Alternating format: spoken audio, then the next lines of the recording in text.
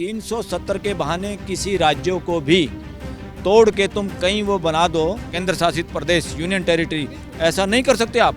Justice Chandrachud कहीं ना कहीं समझौतावादी हैं और कहीं ना कहीं उन्होंने समझौता किया है। सुप्रीम कोर्ट की मान मर्यादा घटी है और ये उनकी मोरालिटी पे भी क्वेश्चन मार्क है। सरकार is bound to answer each and every question raised in the parliament by any MP. तुम वहाँ जवाब देने से अगर भाग रहे हैं तो इसका सीधा सा मतलब है चोर की दाढ़ी में तिनका। या तुम देश की पार्लियामेंट में बात करने की बजाय अपने ड्राइंग रूम में बात बताओगे। कोई भी किताब आज के जिंदा आदमी से बड़ी नहीं है। नमस्कार, बहुत बहुत स्वागत है आपका। सौगंध टीवी देख रहे हैं आप और इस वक्त सुप्रीम कोर्ट में मैं मौजूद हूँ।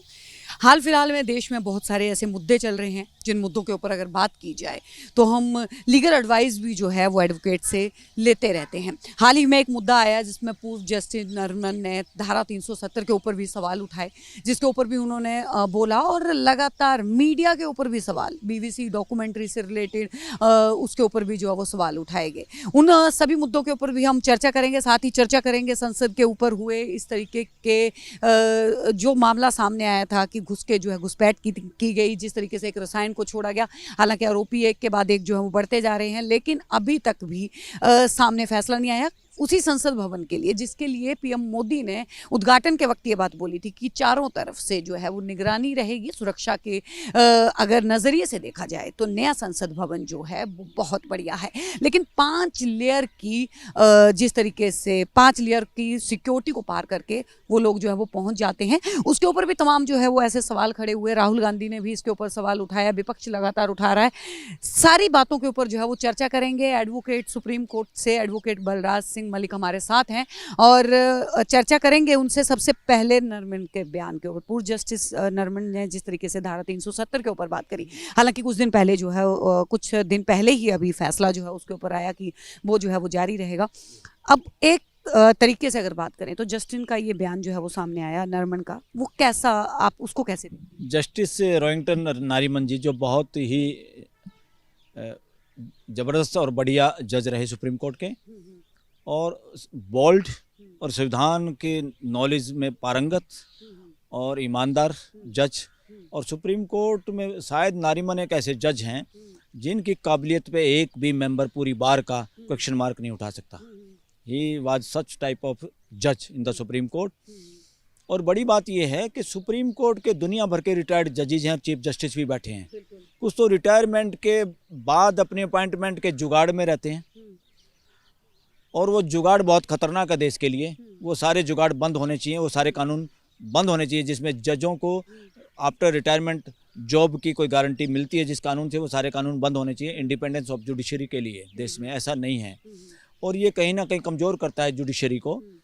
और जितने बाकी भी रिटायर जजेज हैं बहुत कम को छोड़ के ज़्यादातर आर्बिट्रेशन में लाखों करोड़ों रुपए कमाने में लगे हुए हैं और बहुत रेयर हैं जो कि कम से कम कॉलेज में या कहीं अच्छा लेक्चर डिलीवर करते हैं, शिक्षा का काम करते हैं, लोगों को फैलाने का काम करते हैं, लोगों को समझाने का काम करते हैं। और सुप्रीम कोर्ट आज के दिन क्या कर रही है उस पर टीका टिप्पणी करने का काम करते हैं। उनमें से सबसे अगर सर्वोत्तम और सबसे उच्च श्रेणी और नंबर 1 पे किसी को रखते हैं तो मैं भी personally justice RF Rohinton Nariman को रखते हैं हम। उन्होंने अभी 2-3 दिन पहले एक लेक्चर दिया है किसी कॉन्स्टिट्यूशन पे, किसी मेमोरी में, किसी संस्था में। उन्होंने तो तार तार कर दिया, बहुत आसान लैंग्वेज में पूरे देश को समझा दिया। लेकिन सवाल यहाँ पे उठता है कि बिफोर रिटायरमेंट जो है वो पहले जस्टिस नरमन जो है वो क्यों नहीं बोले, आफ्टर रिटायरमेंट ही जो है वो क्यों बोल रहे हैं? पहले भी तो मौजूदा सरकार पे या इन हालातों पे वो बात कर सकते थे। नहीं, उन्होंने अपनी हर जजमेंट में उस तरह की बात की है। उन्होंने कोई भी जजमेंट ऐसी नहीं की जिसमें सरकार से समझौता हो। उन्होंने कोई भी जजमेंट ऐसी नहीं दी जिसमें संविधान। चंद्रचूड़ ने तो उनके ऊपर पलटवार भी किया है इस बात को लेकर। क्या पलटवार किया है? उन्होंने भी बोला है कि अब जो है वो इस तरीके की बयानबाजी जो है वो कर रहे हैं, कहीं ना कहीं जो है कुछ और मोटिव है या विपक्ष के उसमें बातों में आके जो है वो इस तरीके की। नहीं, ये शोभा नहीं देता जस्टिस चंद्रचूड़ को। जस्टिस चंद्रचूड़ को ये बताना चाहिए कि उन्होंने जो बात की उसमें गलत क्या बात है। अगर ये कहें कि वो किसी के कहने पे करें, फलाना करें, दुनिया भर के जज रिटायर्ड बैठे हैं, पैसा लाखों करोड़ों कमाने में लगे हुए हैं, अपने बेटियों को जज बनाने में लगे हुए हैं या नौकरियां करने के लिए हैं। बहुत लंबा लालच का जीवा निकाल के सरकार की तरफ ताकते रहते हैं। और जिन पे काफ़ी जजों पे जो आज सुप्रीम कोर्ट में भी हैं और हाई कोर्टों में हैं, जिन पे गोदी जज का टैग लग चुका है, और वकील लोग इस तो बात कहना चाह रहे हैं कि जस्टिस चंद्रचूड़ जो है उनके ऊपर भी वो भी एक तरीके से गोदी जो है वो जज के तहत जो है वो आते हैं। ये बयान तो अगर वो देंगे तो वो गोदी जज के कैटेगरी में आ जाएंगे बिल्कुल, क्योंकि ये उनको उनका बयान का जवाब देना चाहिए कि जस्टिस नारीमन यहाँ गलत हैं, तब तो हम माने। अगर वो इस तरह का बयान दे रहे हो, this is a political statement, this is not expected from a chief justice of India. Basically Chandrachud ji का हम धन्यवाद करते हैं सारा देश के लोग, और इंक्लूडिंग मी आल्सो, कि उन्होंने वो एक ऐसा भला काम किया जो यहाँ पर वैक्यूम था, जो स्टैचू स्थापित हुई है डॉक्टर B.R. अम्बेडकर की, और ड्यू बनता था। वो कॉन्स्टिट्यूएंट असेंबली के चेयरमैन थे, ड्राफ्टिंग कमेटी के, वो सबसे ज़्यादा पढ़े लिखे थे पूरी कॉन्स्टिट्यूएंट असेंबली में। इवन वो पूरे देश में लॉ के फील्ड में और उसी दूसरी फॉर्मल एजुकेशन में सबसे हाईली एजुकेटेड और डिग्री होल्डर आदमी थे। वो सबसे ज़्यादा किताब लिखने वाला आदमी थे, और वो उस पूरे समाज का, वो खाली हम उनको शेड्यूल कास्ट या बैकवर्ड क्लास का वो बना के ना छोड़ें, वो पूरे देश का मर्म उनके दिमाग में था, हर उस आदमी का जिसके मानव अधिकारों का हनन हो रहा देश में।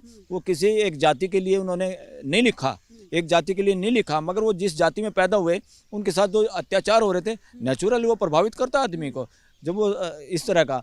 तो जस्टिस चंद्रचूड़ को हम तो ये कहना चाहेंगे, और वकील लोग भी इस चर्चा कर रहे हैं कि इस बात के लिए धन्यवाद, उन्होंने ऐसा हिम्मत का स्टेप दिखाया कि B.R. अम्बेडकर जी की, डॉक्टर B.R. अम्बेडकर जी की यहाँ स्टैचू स्थापित करवाई। वो एक सिंबल है पूरे देश के लिए, मगर उस संविधान पे चलने की बात कौन करेगा? उस संविधान को फॉलो करना पड़ेगा, स्टैचू से काम नहीं चलेगा। स्टैचू को हूबहू वो जो विचार हैं और संवैधानिक वैल्यूज़ हैं, संविधान में जो बात कही है, प्रियम्बल जिस टारगेट को अचीव करना चाहता है पूरे देश की जनता के लिए, सभी लोगों के लिए, उस पर चलने की बात है। उन्होंने क्लियर कट क्वेश्चन उठाया है, इवन मैं तो कह रहा हूँ ब्लेम लगाया है सुप्रीम कोर्ट के ऊपर, उन 5 जजों के ऊपर जो उसमें बैठे थे बेंच में। वो क्या लगाया है कि 370 के बहाने किसी राज्यों को भी तोड़ के तुम कहीं वो बना दो केंद्र शासित प्रदेश, यूनियन टेरिटरी, ऐसा नहीं कर सकते आप। उसके लिए संविधान में दूसरे प्रोविज़न हैं, उस प्रोविज़न के तहत ऐसा कर सकते थे। और दूसरा, 1 साल से ज़्यादा आप बिना इलेक्शन रखे किसी को रख ही नहीं सकते, बिना इलेक्शन के कोई भी हो। और आप लोगों ने उसका गलत हुआ और उस गलत काम पे आप बोले नहीं, इसका मतलब क्या होगा कि मैं ये नहीं कह रहा हूँ पूरे मुस्लिम समाज या देश के और लोग, मगर देश का हर सेंसिटिव सिटीजन इस बात पे क्वेश्चन मार्क करेगा, एक के साथ अन्याय, सबके साथ अन्याय। एक इंटरप्रिटेशन गलत करना किसी चक्कर में, किसी सरकार के पक्ष में जाते हुए, this is big threat to the country and its system, और basically threat to the constitution of India. ये इन्होंने काम किया है उसमें, और उस बात को उन्होंने उठाया है। और इससे क्या होगा, इससे देश के लोग और वकील भी अच्छी तरह बात को उठाएंगे। जजेस कोई ये नहीं है, जजेस बार बार कहते हैं हमारी जजमेंट का वो करो, इंडिविजुअल का ना करो। अरे भाई, वक्त आ गया है, इंडिविजुअल का भी निशानदेही करनी पड़ेगी देश को। मान लो क्यों आपने जस्टिस कौल के सामने जो केस था वो क्या था, सुप्रीम कोलिजियम का एक रूल है और सुप्रीम कोर्ट का नियम है, अगर कोई नाम कोलिजियम भेजता है तो उसका नोटिफिकेशन हो जाना चाहिए। अगर एक बार उन्होंने ऑब्जेक्शन भी लगा दिया, दोबारा भी सुप्रीम कोर्ट सोचती है ये ऑब्जेक्शन जानबूझ के लगाया है और जानबूझ के अड़ंगा डाल रहे हैं, चाहे इंटेलिजेंस भी अड़ंगा डाल रही, जानबूझ डलवा देते हैं ना इंटेलिजेंस पर अड़ंगा, दूसरी बार भी ये भेज देते हैं, तो एक तरह से वो जुडिशियल फैसला हो जाता है, उसको आपने करना ही होता है। उसके बावजूद भी इस सरकार ने काफ़ी लोगों के नोटिफाई नाम नहीं किए, और उस पर इनको ये डर हो गया कि लास्ट डेट पे आके, क्योंकि रिटायरमेंट से पहले थोड़ी बोल्डनेस ना दिखा दें। बार बार वकील लोग कह रहे थे कि कंटेम्प्ट नोटिस भेजो सरकार को। जब सुप्रीम कोर्ट के फैसले ही सरकार नहीं मानेगी तो फिर और क्या, आम आदमी को तो आप कंटेम्प्ट में बुला लेते हो। बीबीसी के ऊपर भी जो है वो सवाल, हाँ, तो इसलिए उसमें वो केस हटा लिया और बिना बताए हटा लिया। ये बहुत बड़ी गड़बड़ की है उन्होंने, ये बहुत स्टिग्मा उनके ऊपर लगा चीफ जस्टिस चंद्रचूड़ के। इससे ये लगा कि चीफ जस्टिस चंद्रचूड़ कहीं ना कहीं समझौतावादी हैं और कहीं ना कहीं उन्होंने समझौता किया है, और वो सुप्रीम कोर्ट की मान मर्यादा घटी है, और ये उनकी मोरालिटी पे भी क्वेश्चन मार्क है। अगर बात करें संसद के ऊपर, अगर आते हैं हाल फिलहाल में संसद के ऊपर जिस तरीके की घुसपैठ जो है वो हुई, उसके ऊपर राहुल गांधी का एक बयान जो है वो बड़ा वायरल हुआ, और उसके ऊपर जो है वो नेताओं ने, काफ़ी सांसदों ने जो है उसके ऊपर पलटवार भी किया कि राहुल गांधी जो है वो कैसी बातें करते हैं। राहुल गांधी का बयान था कि जो संसद के अंदर घुसे वो बेरोजगार लोग घुसे, बेरोजगारी जो है देश में जो है वो उसको दर्शाने के लिए जो है घुसे। आप क्या समझते हैं? बिल्कुल मैं सहमत हूँ, और अब तो ये लग रहा है ये लोग जांच करके उनको डरा के, उनके परिवारों को डरा के कुछ और बयान लेके उल्टा अपोजिशन को बदनाम करने की कोशिश ना करें। उसको उस बात को घुमा फिरा के ये अपने पक्ष में करने की कोशिश करेंगे, उससे भी इलेक्शन एडवांटेज लेना चाहेंगे। वरना तो क्योंकि ये भाग रहे हैं, देश के कौन है देश का मिनी रूप है देश की पार्लियामेंट में बैठे हुए पार्लियामेंटेरियन, और देश के पार्लियामेंटेरियन या देश के प्रति जो जवाबदेही है वो पार्लियामेंट में देनी पड़ती है। एक एक हिसाब किताब सरकार को, सरकार में जो लोग बैठे हैं, चाहे पीएम है, चाहे कोई गृह मंत्री है, कोई और पद पे बैठा हुआ, कोई डिपार्टमेंट है, सब की जवाबदेही है देश के प्रति, और देश के प्रतिनिधि बैठे हैं पार्लियामेंट में। पार्लियामेंट ने कहा ये बयान दो, पार्लियामेंट में आप ये नहीं कह सकते ये अपोजिशन ने पूछा है। अरे तुम्हारे अपने एमपी तो बोल नहीं पा रहे एंटी डिफेक्शन में, या तुम्हारे से डरते हुए, वो तो बंधक हैं। जो दूसरे लोग पूछ रहे हैं उनको तुम कहते हो अपोजिशन है, मुद्दा उठा रही है जानबूझ के।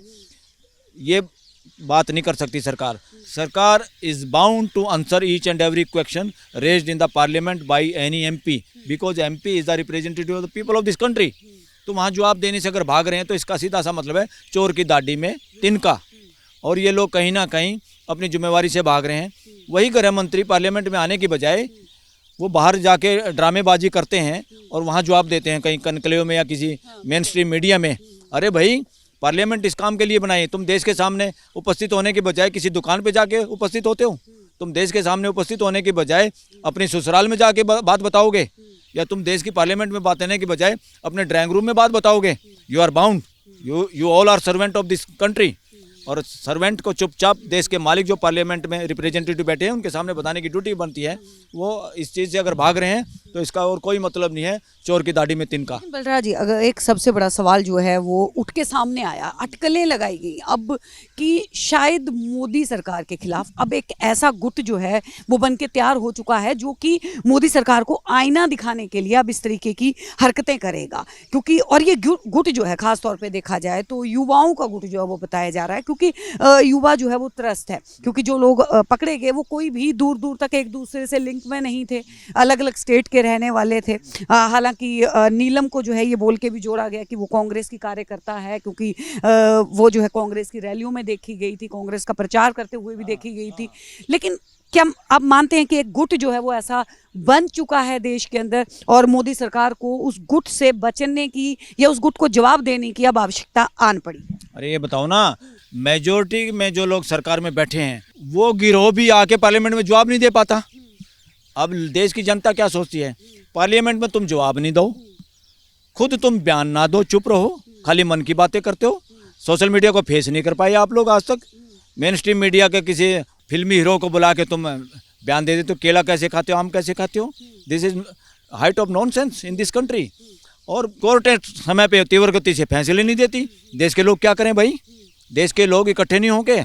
देश के इंडिया का आदमी, अमेरिका की लड़की से इंडिया का आदमी, एक आम लेबर क्लास का बंदा, एक पाकिस्तान की लड़की बॉर्डर क्रॉस करके आई नहीं का बीवी बन गई, तो यहाँ से ये बच्चे आपस में नहीं मिल सकते क्या?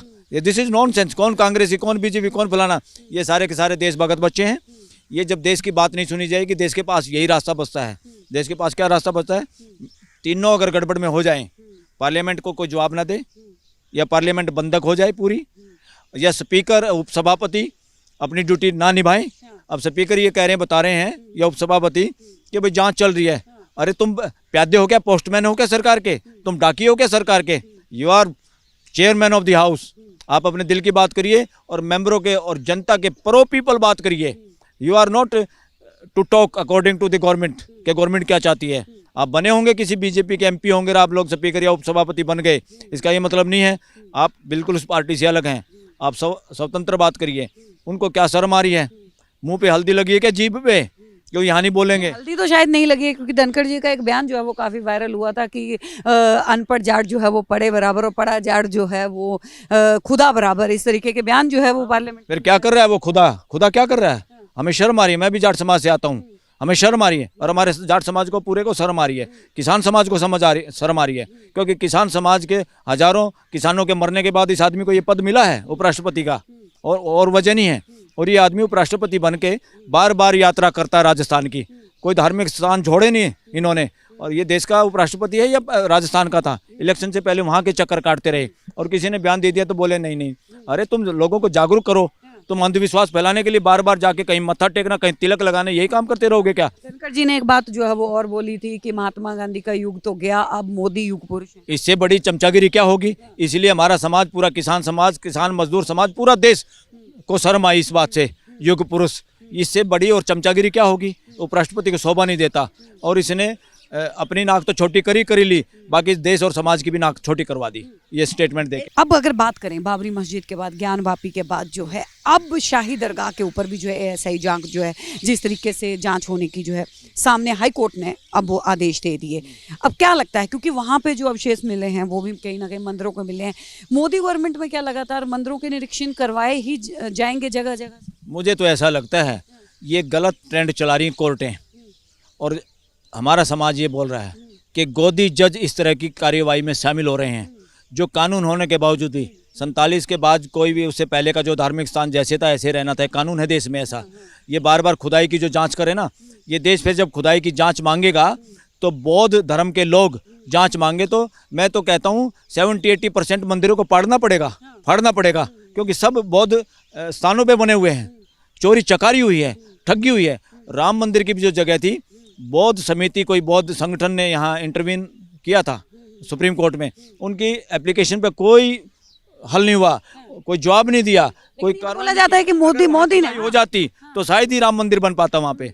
ये ड्रामा है, इस देश को कहाँ ले जाना चाह रहे हो? अरे राम सीता कोई है तो आज के बच्चे हैं, सीता जिसके नाम माँ बाप का पता ना वो कहाँ पैदा हुई थी, क्या ये ड्रामे, ये कथा कहानियाँ हो सकती हैं, हकीकत हो सकती है क्या? ये historical evidence based document. Sonia Gandhi की तरह बात कर रहे हैं कि काल्पनिक है राम जो है वो काल्पनिक। बिल्कुल, मैं पर्सनली, मेरे को भी हक है कहने का, मैं बिल्कुल इसको मैं डिबेट में साबित कर सकता हूँ ये काल्पनिक चीज़ें हैं, टोटली कोई हकीकत नहीं है। ठीक है, हम इसको हमारे पूर्वज जैसे भी जो समय था, जैसे भी जिन लोगों ने इस चीज़ों को फैलाने की कोशिश की वो करते रहे, मगर कोई भी किताब आज के जिंदा आदमी से बड़ी नहीं है। हमें आज के हर स्टूडेंट को, हर नागरिक को ये अधिकार है उस किताब की सच्चाई जानने का, उसको हिस्ट्री से जोड़ने का, एविडेंस के साथ जोड़ने का। अगर वो नहीं है तो दुनिया भर की कथा कहानियाँ हैं, दुनिया भर की माइथोलॉजी है, वो हमारी, हम ये नहीं कह रहे, नकार नहीं रहे, वो माइथोलॉजी है, उसमें से हमें कुछ अच्छा मिलता है तो हम उसको कर लें, अगर उसमें भूसा है तो उसको बाहर फेंक दें, ये है। लेकिन अभी क्योंकि 3 राज्यों के जब चुनाव, 5 राज्यों के जब चुनाव हुए, 3 राज्यों में प्रचंड जीत भी हुई बीजेपी की, और नए चेहरे भी बीजेपी जो है वो लेके आई। धरातल में एक मिसाल जो है उन्होंने कायम की कि हम जो है वो एक ही चेहरे को नहीं रिपीट करते, हम धरातल से कार्यकर्ता को उठा के भी मुख्यमंत्री जो है वो बना सकते हैं। लेकिन कुछ लोगों का ये भी कहना है कि ये लोग जो है धर्म के नाम पे जो है वो राजनीति करके जो है वो जीतते आए हैं, ईवीएम का पूरा जो है वो खेल है। लेकिन सवाल यहाँ पे ये भी उठता है कि ईवीएम तो कांग्रेस के वक्त पे भी था, तो उस वक्त जो है बैलेट पेपर की जो है वो डिमांड क्यों नहीं उठती थी? अभी मौजूदा मोदी सरकार को लेकर ही जो है ये सारे सवाल जो है वो क्यों उठाए जाए? देखो, जब कांग्रेस की सरकार थी, बीजेपी ने बात उठाई थी, बीजेपी ने किताब भी लिखी है कि ईवीएम ये नाश करेगी लोकतंत्र का। जब बीजेपी वाले, उसमें अडवाणी भी शामिल थे, ये सब लोगों ने विरोध किया था, इंक्लूडिंग नरेंद्र मोदी, इन्होंने भी विरोध किया था। आज ये विरोध करें क्योंकि कहीं ना कहीं सब जानते हैं कि हम सारे शरारती हैं, हम देश के साथ गड़बड़ करते हैं, हम सत्ता में बने रहने के लिए कुछ भी कुकर्म करते हैं, इसलिए इनके कुकर्मों को इनके हाथ में ना दें किसी भी पार्टी के, तो इसलिए बैलेट पेपर से कराने की बात है। क्योंकि ईवीएम में गड़बड़ कर सकते हैं बड़े स्केल पे, और उसका सबूत टेंजिबल नहीं है, यानी जिसको हम छू के नहीं देख सकते, जिसको हम आंखों से नहीं देख सकते, वो गड़बड़ इस तरह से हो जाती है। जब आपका पैसा आपके अकाउंट से ट्रांसफर हो जाता है, पता चलता है क्या? जब आप कागज का नोट आपकी जेब से निकालता है, कोई चोर भी निकाले बस से, उसका पता चलता है कोई जेब से पैसे निकाल लिए, समझे ना? तो इसमें नहीं पता चलता।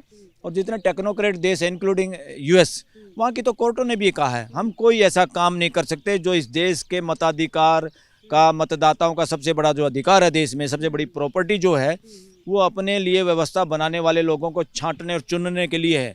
उसमें एक रत्ती भर भी गुंजाइश और नॉन ट्रांसपेरेंसी की गुंजाइश है, और शंका गुंजाइश है, हम ऐसे सिस्टम को चलने नहीं देंगे। इसलिए वहाँ पर कैसा इलेक्शन हो रहा है? बैलेट पेपर से। सवाल जो है बलराज जी में ले जाते हैं फ्री पॉकेट में, सारे नोट बदल दिए, इतना खर्चा आ गया। अरे 5 साल में एक पर्ची कागज की आ जाए और देश का विश्वास हो, तो उसमें क्या फांसी आ रही है? पेड़ लगा लेंगे। पेड़ तो ऐसे हैं, धरती पे पेड़ उगने से तो मना नहीं कर रहे ना। पेड़ लगाओ, कागज बनाओ और बैलेट पेपर से इलेक्शन कराओ। आप देख रहे हैं सौगंध टीवी, सौगंध वतन की।